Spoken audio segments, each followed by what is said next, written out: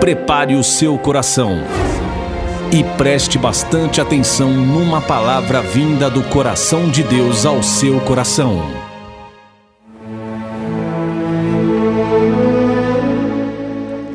Olá, amados ouvintes, estamos aqui de volta. Quem vos fala é o seu irmão em Cristo, seu irmão Gil. Com muita alegria, uma vez mais, estar aqui juntinho com você, fazendo este momento maravilhoso, um momento que deve ser celebrado, porque é o momento da palavra de Deus. Finalizei um pouco mais, contando ali o testemunho do Vigilhão, e agora eu quero voltar. Vocês lembram que antes de eu falar do Vigilhão, da vigília, né, que será o segundo aniversário, você não pode perder, maravilhoso, nosso irmão Gessé, que é o irmão que é responsável pela vigília. Antes disso, eu estava comentando algo que o Senhor trouxe para mim. Eu tenho aquilo ali como uma revelação do Espírito Santo para a minha vida e para nossas vidas, né? Ele entregou para mim e agora eu vou estar entregando para os irmãos que estão aqui nos ouvindo, que está aqui nos acompanhando. E eu senti de ler, de estudar o livro de Apocalipse essa semana, a semana que finalizou agora. E eu peguei o livro de Apocalipse e estudei ele do capítulo 4 até o 22, que é o último capítulo de Apocalipse. Naquela noite, comecei às 9, acho que antes da meia-noite ali, eu estava terminando com aquelas pausas de, né, quando algo chamava atenção. E chegou ali nas 7 taças. E quando chegou nas 7 taças, o Espírito Santo me trouxe uma revelação tão grande das coisas que está neste livro e as coisas que estão acontecendo no nosso atual, nos nossos dias, no nosso momento. E o Espírito Santo falou para mim, cumprimento da palavra. Ele abriu meus olhos assim, aquela palavra ela foi se encaixando a cada coisinha que está acontecendo. E eu falei, cara, realmente, estamos no tempo do Apocalipse. E quando foi ontem, nós fomos fazer os homens e mulheres de fé. Inclusive, eu já quero te convidar para o nosso culto de quinta-feira, às 19 horas de quinta-feira.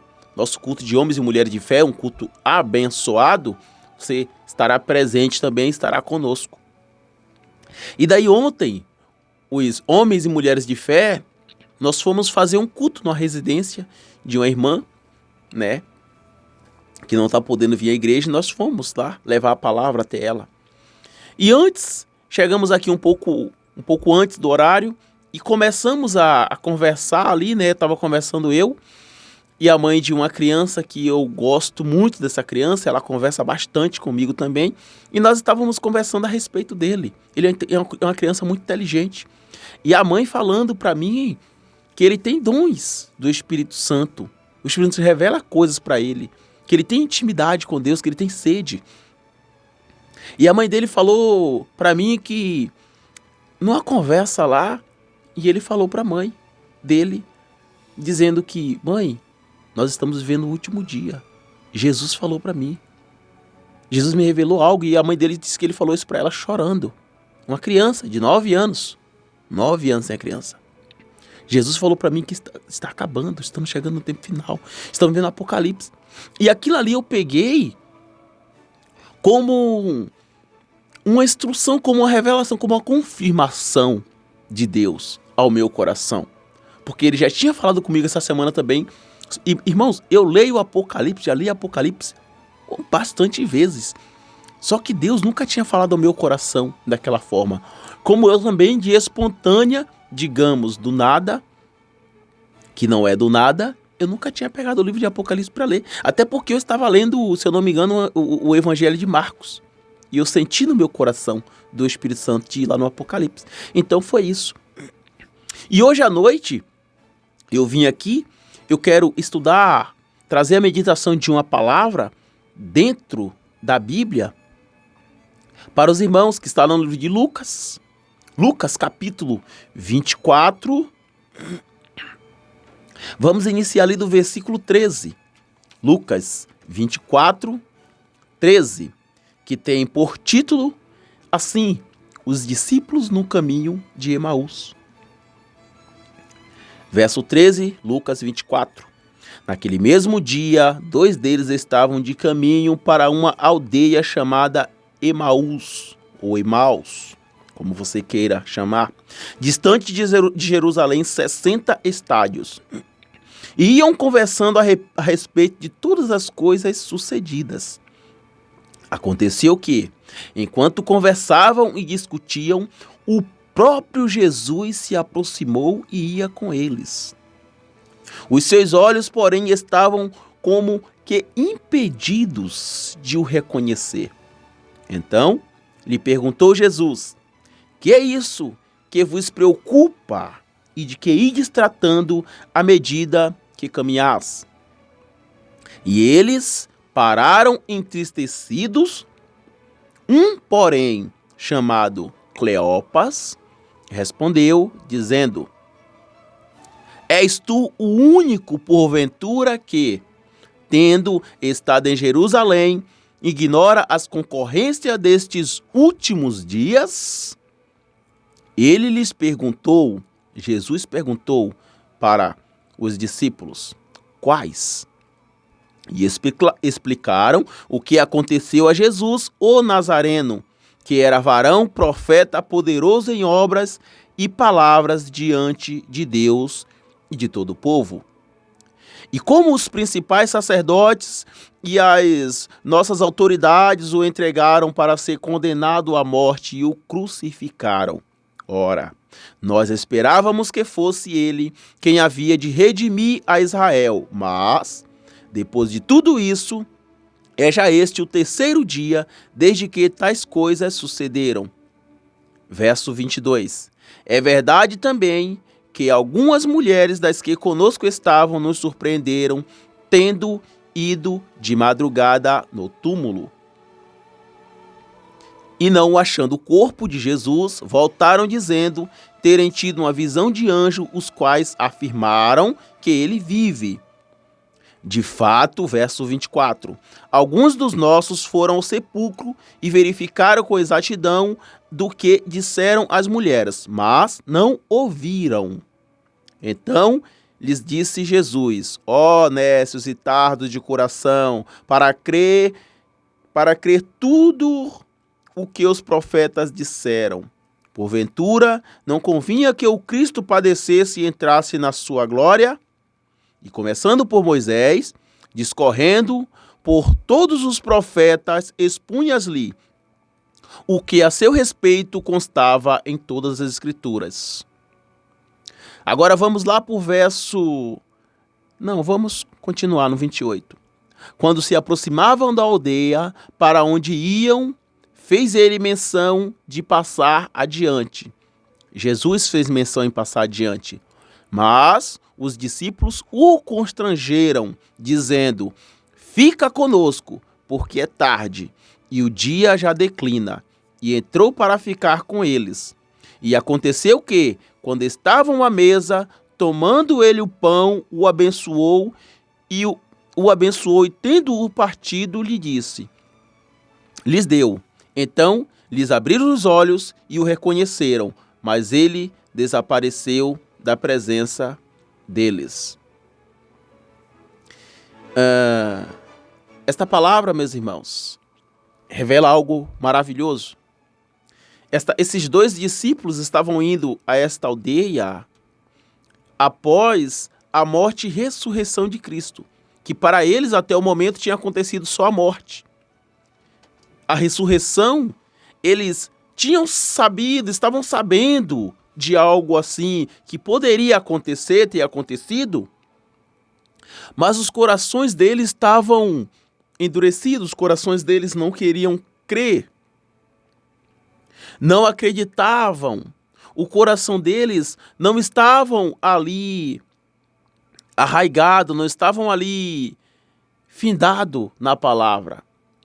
O coração deles tinham esquecido das profecias dos profetas, dos antigos profetas, que dizia que Cristo teria de morrer e ressuscitar no 3º dia, que era para que ele vencesse a morte, e que naquele momento eles pudessem ter a vida eterna em Cristo. E desta forma, os discípulos, caminhando ali, conversando com o outro entristecido, quem não estaria entristecido, né, meus irmãos? Porque Jesus era a esperança de Israel. Jesus era o herói para aqueles homens. E você já imaginou aquele herói morrer? Vamos voltar lá no Velho Testamento, quando aquele gigante que desafiava o exército de Israel, quando aquele gigante ele encontrou Davi na sua frente e Davi o derrotou. O que aconteceu com o exército que afrontava Israel depois de ver o seu gigante morto? Aquele povo se dissiparam, todos, porque o herói morreu. Já foi, já deu para o herói. Ele morreu. Então, eu imagino que os discípulos, na mente dos discípulos, estava a mesma coisa. O nosso herói Jesus morreu. Então nós estamos entristecidos, nós não sabemos o que fazer. Nós esperávamos que Jesus fosse aquele que fosse nos salvar. Só que o que me chama a atenção é que quando esses discípulos estavam nessa conversa, o próprio Jesus chega ali a conversar com eles. E em meio a esta conversa, eles diz, se bem que umas mulheres daqui estavam conosco, foram e disseram que o túmulo estava vazio. E disseram mais. Tiveram a visão de um anjo dizendo que Jesus ressuscitou. Mas ainda assim não tinha nem um pouquinho de esperança no coração dele. E o que podemos entender? Agora vamos lá em Apocalipse, essa revelação que o Senhor trouxe ao meu coração. Eu estou maravilhado aqui, meus irmãos. De verdade, eu estou maravilhado. Está sendo assim nos nossos dias. Talvez nós não estejamos percebendo que está se cumprindo os dias. Que as palavras que Jesus nos deixou, elas estão... Algumas já se passaram, já se cumpriram e estão se cumprindo as finais. E talvez o Espírito Santo está bradando, falando aos nossos corações e nós estamos sendo tardios. Quando eu falo nós é porque a minha consciência também me acusa. Sabe? Nós estamos muito pensando no aiá aqui e agora. E esquecemos da verdade, do futuro que nos espera. Irmãos, talvez nós estejamos conversando com nossos irmãos, esperando a volta de Jesus, mas não a volta para imediato. Nós estamos esperando a volta para Jesus a longo prazo. Ninguém, por mais que a gente fala assim, nossa, que bom que Jesus voltaria amanhã. Ninguém, poucos, não vou dizer ninguém, mas vou dizer poucos, tem uma plena consciência de que realmente Jesus pode voltar amanhã. Não é que tem uma plena consciência, mas tem uma esperança, certeza, nossa, Jesus voltará amanhã. Até porque o próprio Jesus disse que ele virá como um ladrão. Ninguém sabe o dia nem a hora. Quando ninguém esperar, ele chega. É igual aquele patrão que está sempre trocando de carro e anda com um carro silencioso. E chega na empresa entrando pela porta do fundo, que é para pegar todos os funcionários desprovidos, sem esperar que ele ia chegar. E ali o patrão vai saber quem estava fazendo o que ele pediu e quem estava, infringindo até algumas leis daquela empresa. Assim será Jesus. Jesus, ele vai nos pegar de surpresa.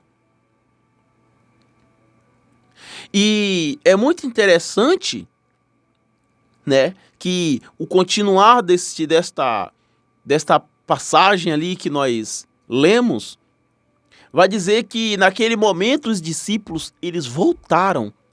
Eles iam dormir lá naquela aldeia, mas naquele mesmo momento, os discípulos nem comeram mais. Porque a palavra vai dizer, quando Jesus partiu-lhe o pão e deu, logo lhe abriu os olhos. E quando abriu os olhos, Jesus saiu. Jesus já disse, opa, agora você já sabe que eu estou aqui, eu estou indo. E automaticamente, a palavra vai dizer que aqueles homens levantaram e voltaram para Jerusalém. Eles podem até ter comido, mas a Bíblia não relata, porque a Bíblia diz que imediatamente eles voltaram para Jerusalém.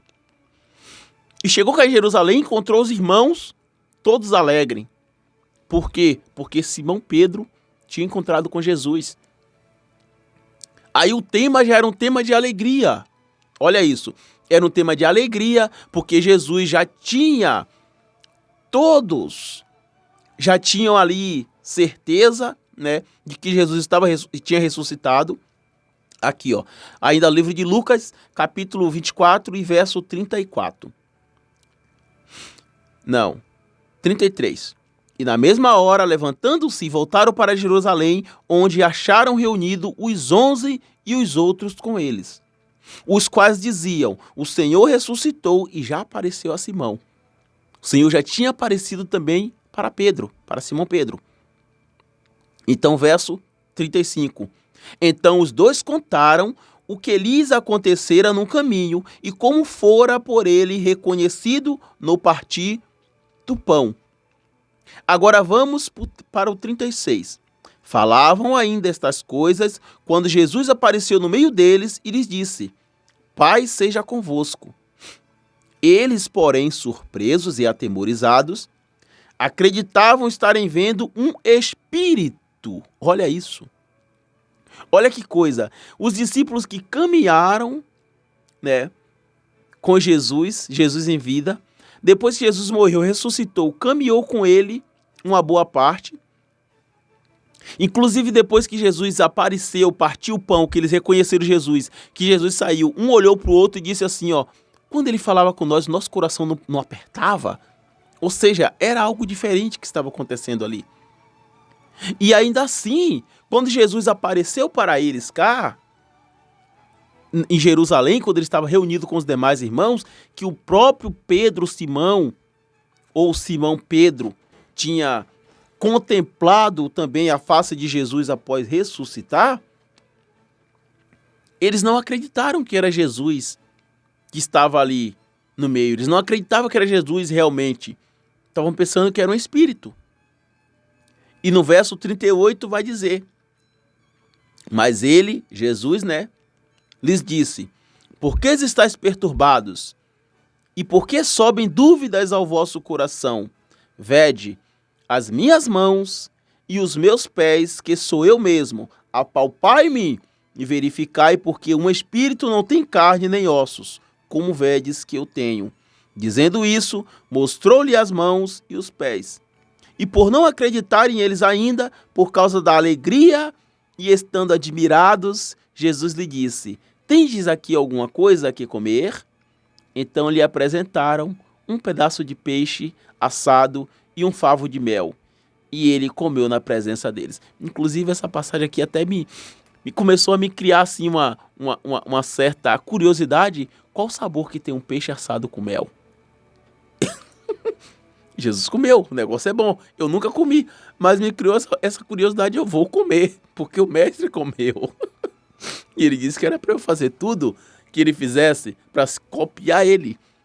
Então, se ele comeu peixe com mel, eu quero comer peixe com mel também, para saber como é que é esse sabor aí.